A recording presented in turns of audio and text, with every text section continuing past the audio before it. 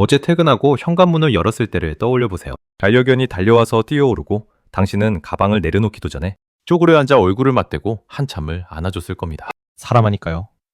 당신이 먼저 안아줬고, 당신이 먼저 눈을 들여다봤고, 당신이 먼저 이름을 불렀습니다. 그런데 만약 그 순간이 반려견에게는 가장 긴장이 풀리지 않는 순간이라면 어떨까요? 이건 학대나 방치의 이야기가 아닙니다. 오히려 그 반대입니다. 너무 사랑해서, 너무 자주, 너무 많이 표현해서 생기는 문제입니다. 오늘 이 영상 후반부에서는 교감의 창이라는 개념을 설명할 겁니다. 이걸 모르면 아무리 사랑을 쏟아부어도 반려견과의 진짜 교감에는 영원히 닿지 못할 수 있습니다. 저는 반려의 정석입니다. 감정이 아닌 규칙으로, 오해가 아닌 과학으로 반려견과의 신뢰를 쌓는 채널입니다. 많은 보호자들이 이렇게 말합니다. 우리 강아지는 저만 보면 난리가 나요. 완전히 저한테 빠져 있어요. 그 말이 틀렸다는 게 아닙니다. 반려견이 당신을 좋아하는 건 사실입니다.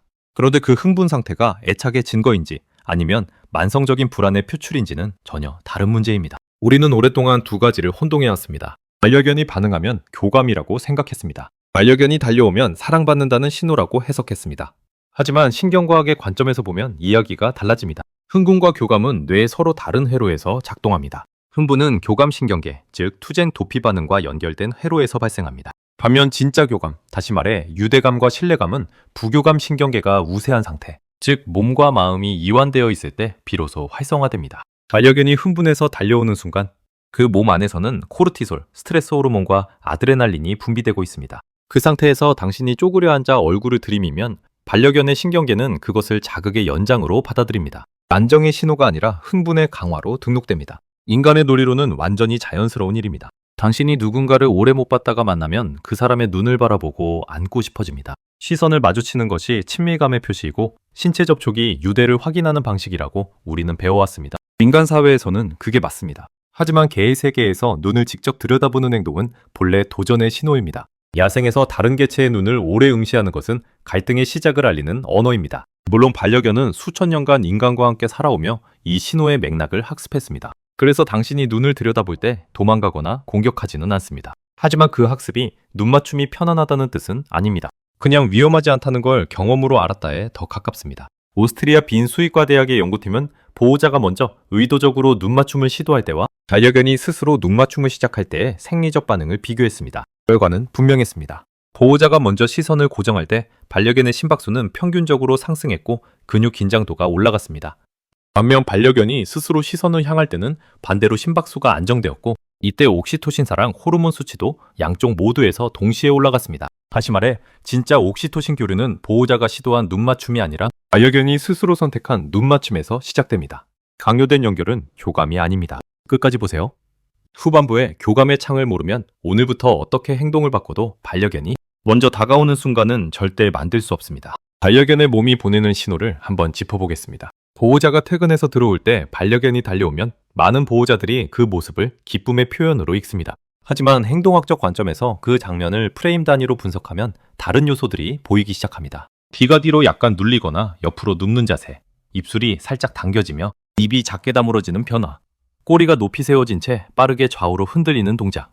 꼬리가 빠르게 흔들린다고 무조건 행복한 게 아닙니다. 꼬리가 낮게 천천히 흔들릴 때와 높이 올라간 채 짧고 빠르게 흔들릴 때는 신경계의 상태가 다릅니다. 후자는 각성 수준이 높다는 신호입니다. 노르웨이의 행동학자 투리드 루가스는 이런 일련의 신호들을 하밍 시그널이라는 개념으로 정리했습니다. 반려견이 흥분하거나 불안한 상황에서 스스로를 진정시키거나 상대의 긴장을 낮추려는 목적으로 보내는 미세한 신체 언어입니다. 눈을 잠깐 돌리거나 코를 핥거나 하품을 하거나 몸을 흔드는 행동들입니다. 당신이 얼굴을 들이밀 때 반려견이 고개를 살짝 옆으로 돌린다면 그건 무관심이 아닙니다. 지금 너무 가깝다는 카밍 시그널입니다. 그리고 많은 반려견들은 그 신호를 보호자가 읽지 못한다는 걸 이미 오래전에 학습했습니다. 그래서 포기합니다. 신호를 보내는 것을 멈춥니다. 행동학자들은 이 상태를 학습된 인내, learned tolerance라고 부릅니다. 위험하지 않다는 걸 알기 때문에 저항하지 않지만 편안하지도 않은 상태로 그냥 버팁니다. 이 상태가 오래 누적되면 반려견은 보호자의 행동을 더 이상 예측 가능한 안전 신호로 등록하지 않게 됩니다. 보호자가 다가오는 것 자체가 불확실성의 신호가 되어버립니다. 이번엔 또 어떤 자극이 올까? 이것이 가장 중요한 전환점입니다. 당신이 사랑을 표현하는 행동이 반려견에게는 자율성이 무시되는 반복적인 경험으로 쌓인다는 것입니다. 그리고 이 문제는 귀가 장면에만 머물지 않습니다. 반려견의 신경계는 집안에서의 패턴을 그대로 외부 세계로 가져갑니다. 집안에서 긴장 수위가 만성적으로 높게 유지된 반려견은 산책 중 낯선 개나 사람을 마주쳤을 때 반응 임계값이 이미 낮아진 상태입니다. 조금만 자극이 와도 짖거나 뛰어들거나 뒤로 물러섭니다. 보호자는 이것을 사회화 문제나 성격 문제로 해석하지만 실제로는 만성적인 각성 상태가 외부에서 폭발하는 것입니다. Applied Animal Behavior Science 저널에 게재된 연구에 따르면 가정환경에서의 만성적인 저강도 스트레스는 외부 자극에 대한 반응성을 유의미하게 높이고 새로운 환경에서의 적응 속도를 느리게 만드는 것으로 나타났습니다. 집안이 충분히 안전하지 않으면 바깥 세계는 더욱 위협적으로 다가옵니다. 더불어 수면의 질도 달라집니다. 신경계가 완전히 이완되지 못한 반려견은 얕은 수면을 반복하고 이것이 또다시 일상의 자극 민감도를 높이는 악순환으로 이어집니다. 많은 보호자들이 이렇게 말합니다. 그래도 우리 강아지는 제 옆에 꼭 붙어서 자거든요. 그게 교감 아닌가요?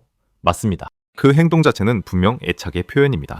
하지만 여기서 구분해야 할 게 있습니다. 불안 기반 애착과 신뢰 기반 애착은 다릅니다. 불안 기반 애착은 당신 곁이 두렵지 않은 유일한 곳이기 때문에 붙어 있는 것이고, 신뢰 기반 애착은 당신 곁이 진짜 편안하기 때문에 선택적으로 다가오는 것입니다. 당신이 원하는 것이 어느 쪽인지는 당신이 가장 잘할 것입니다.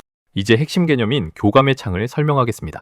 교감의 창이란 반려견의 신경계가 부교감 신경 우위 상태, 즉 충분히 이완된 상태일 때만 열리는 유대 형성의 시간대를 말합니다. 이 창이 열려 있을 때 나누는 눈맞춤, 접촉, 침묵이 진짜 옥시토신 교류로 이어집니다. 반대로 신경계가 각성 상태일 때는 이 창이 닫혀 있습니다. 아무리 안아주고 이름을 불러도 그 자극들은 교감회로가 아닌 각성회로로 입력됩니다. 쌓이지 않습니다. 흘러갑니다. 더 나쁘게는 각성회로를 더 강화합니다. 당신이 교감이라고 생각하며 쌓아온 시간들이 실제로는 반려견의 신경계에 소음으로 누적되어 있을 수 있다는 뜻입니다. 그러면 어떻게 해야 교감의 창을 열 수 있을까요? 여기서 소개할 방법의 이름은 침묵 먼저 규칙입니다. 핵심 원리는 하나입니다. 보호자가 먼저 요구하지 않는다는 것입니다.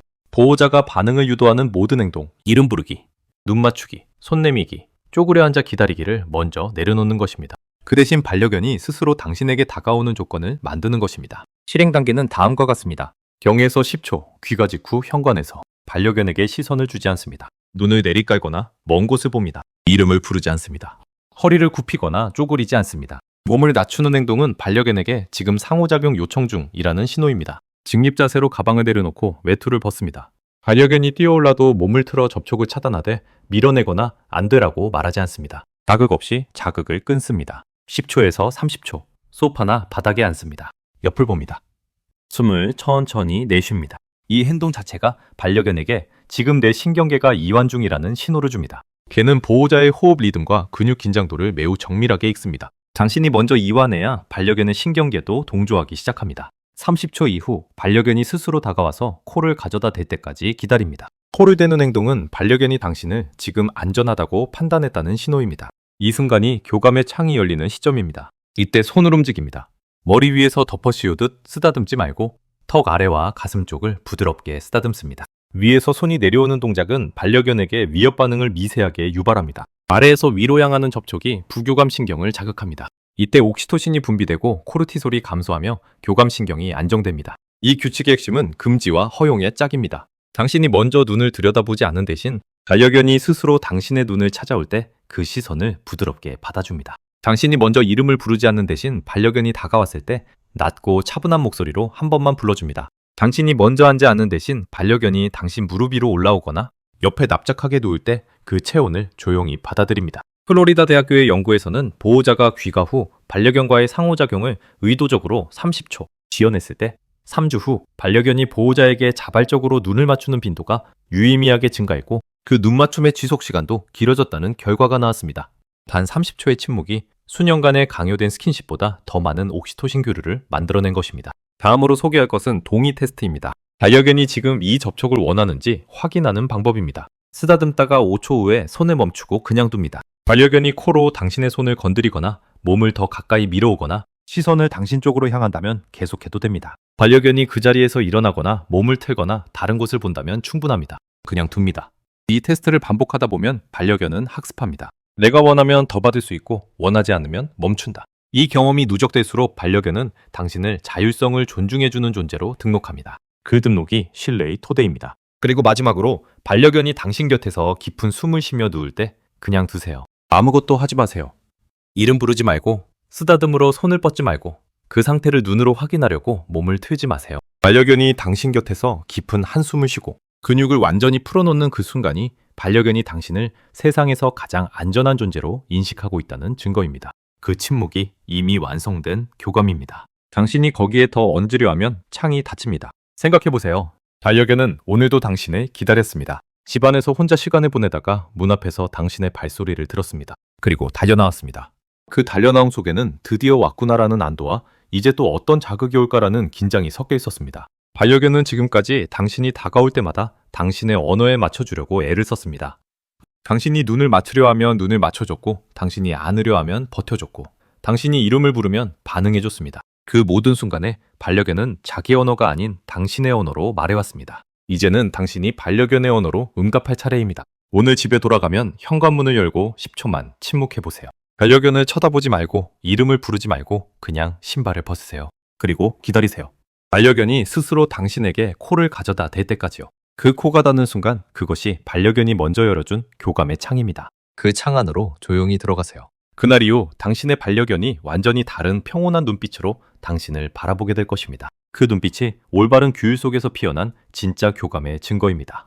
이 영상이 도움이 되셨다면 구독과 좋아요로 다음 영상도 함께 해주세요. 반려의 정석은 감정이 아닌 규칙으로, 오해가 아닌 과학으로 반려견과의 신뢰를 만들어가는 채널입니다. 오늘도 함께 해주셔서 감사합니다.